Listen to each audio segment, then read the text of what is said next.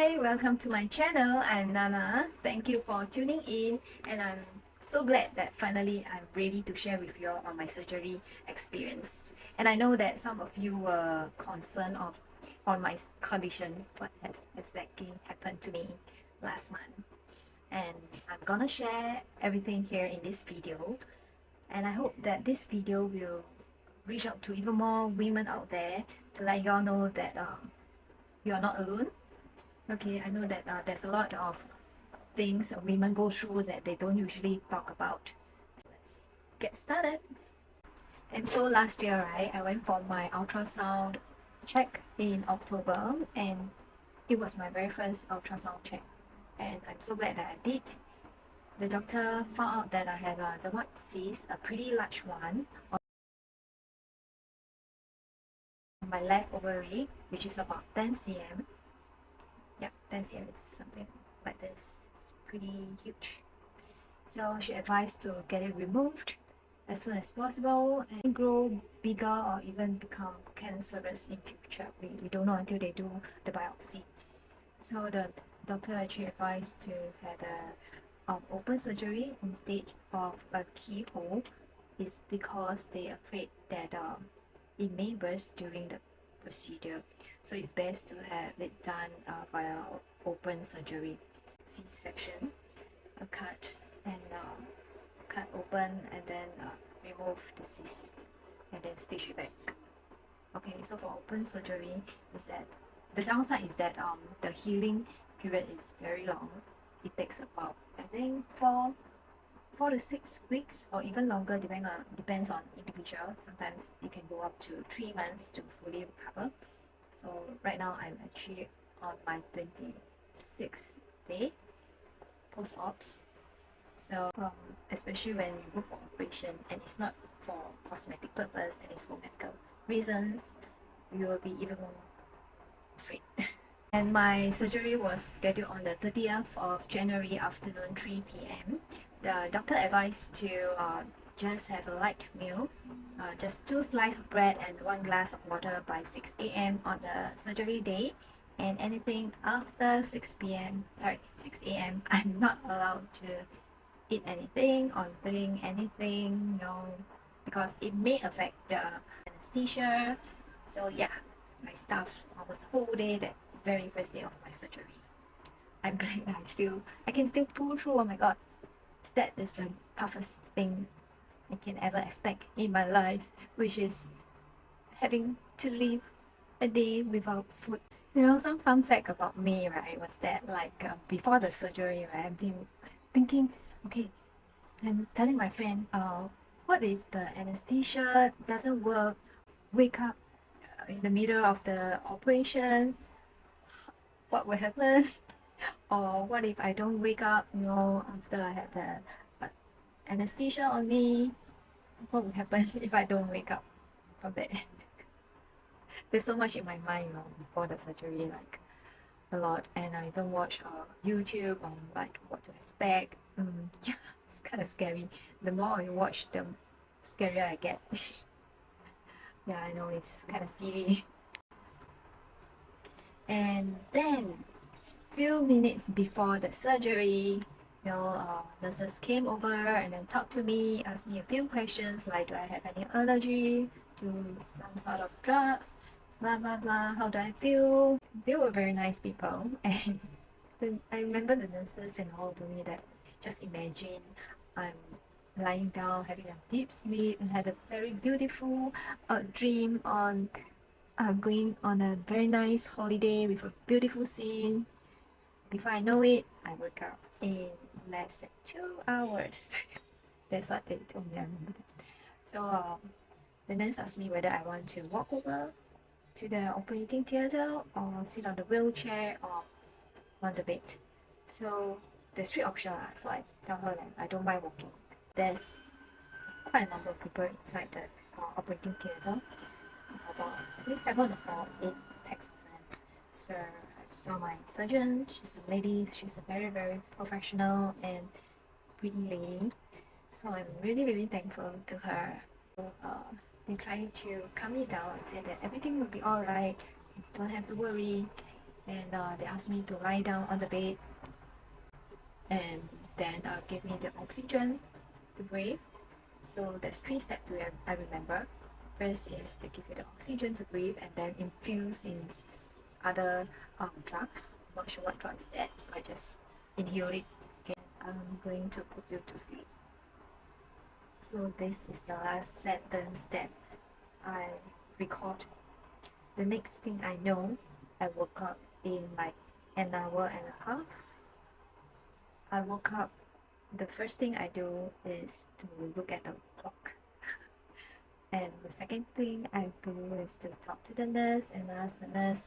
She called my next of kin, called my friend, and tell them that I'm safe. So yeah, I still remember that I'm still in the midst of like giddiness, and I don't feel the pain yet because I think the medicine's still there. So yeah, I only feel the pain like 1 day after. And I can say that the worst part of the surgery was the first 2 days, first 2 to 3 days of post-op, especially first day. Okay, first day I feel my whole body was very tight. I'm unable to breathe normally, so it's kind of tight in my chest. And the nurse told me that it's normal. It is normal to feel tight in the chest. Don't have any appetite to eat or drink, though I'm very hungry, but because the whole situation is like I feel very uncomfortable and giddy. My head was kind of spinning on the first day. So I remember it's already like going to be 8 p.m. 8 p.m. already, and then got to get ready to sleep by 9 p.m. So every hour or every 2 hours, the nurse would come over to check on my blood pressure, my temperature and all. So I couldn't sleep that first night. It was torturing. So every 1-2 hours, I got to wake up and I feel the pain, especially my back pain and my neck and head area. So the whole head and back area here, I feel very, very painful and ache. So I couldn't move. So I was like, my position was like that all the way until the next morning. So I didn't take much of the painkiller, only for the first and the second day. First day I only have like 5 pumps of morphine. Okay, yeah, morphine is a very strong painkiller. So I didn't have that much of the morphine because I know the side effect is really, really unbearable. Okay, you will feel like even more giddy. It makes you like really very uncomfortable.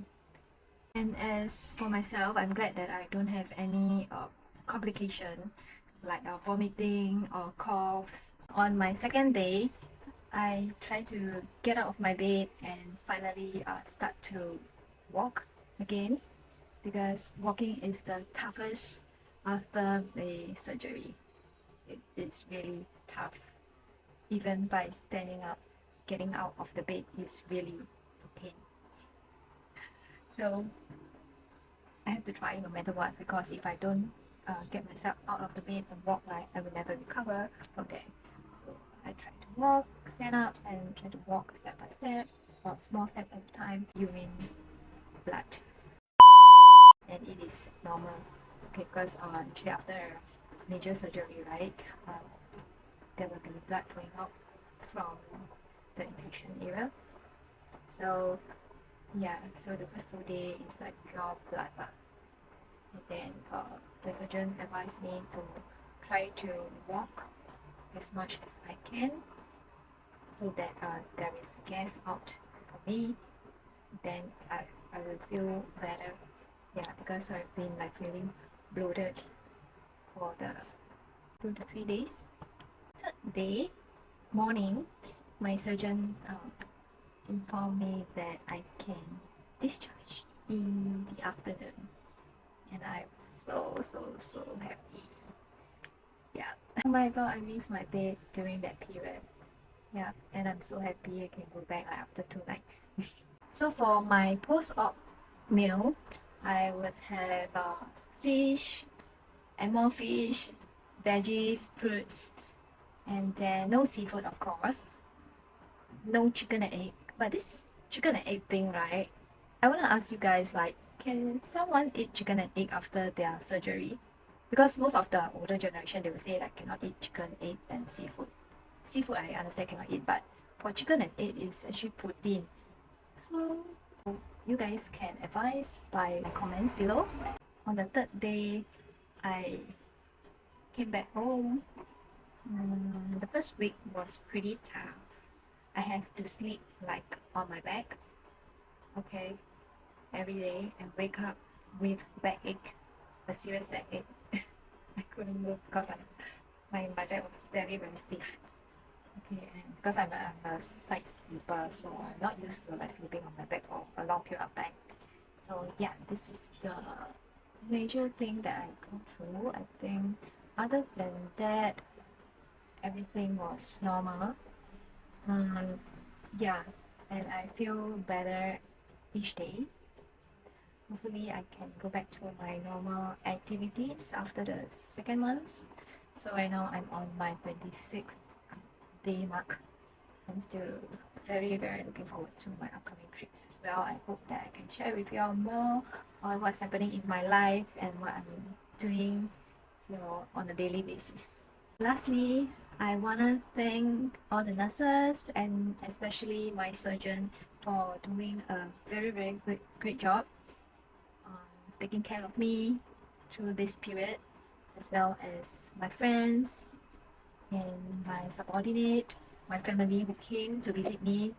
I'm really very thankful for those who also send me gifts to my home, as well as sending heartwarming messages through Instagram, through messages. I'm really very thankful to every one of you. Going through this whole process of conquering my greatest fear in my entire life, which is going under the knife, it gets me thinking that health is really very important, because without health, a lot of things you cannot do. You have to put on pause, even your work, your daily activities, the activities that you love to do, you have to put it on a pause mode. I will definitely want to focus more on my health above any other things. Though I'm a hardcore workaholic, but I feel that no matter what, I still have to take care of my health so that I can do more in future. Stay safe and see you guys in the next one.